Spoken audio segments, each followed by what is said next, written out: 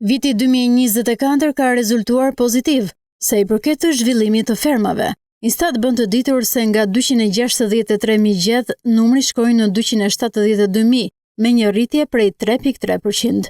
Megjithatë, numri i lopëve ra në 224.000 krerë, ndërkohë edhe tek delet ka një rënje. Nga 1 milion që ishin, arritën në 968.000 krerë.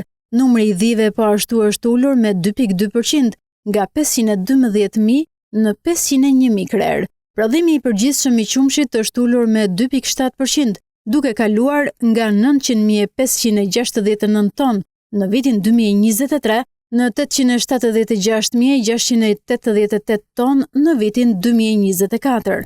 Në rastin e derrave, nga 150.000 numri zbriti në 104.000 krerë, e sa i përket pulave, situata paraqitet thuajse e pandryshuar. Ndërkohë bletaria ka njohur shtesë të ndjeshme. Kosheret janë shtuar me 13.2%, nga 519.000 në vitin 2023 në 587.000 koshere në vitin 2024. Në këtë situatë, edhe sasia e mjaltit është rritur me 5.4%, nga 5.633 ton në 5.920 ton.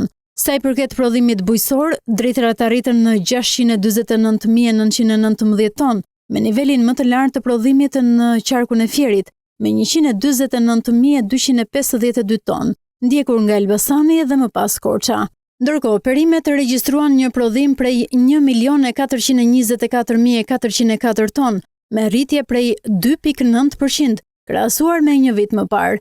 Fieri, Tirana dhe Berati janë qarqet me prodhimin më të lartë, ndërkohë Patatja shënoi rritje me 1.3%, duke arritur në 277.824 ton, ku qarku Korç kryeson. Fasulet dhe bimët medicinale shënuan në rritje përkohësisht me 6.4% dhe 7.7%, ndërsa bimët industriale pësuan rënje me 7.9%.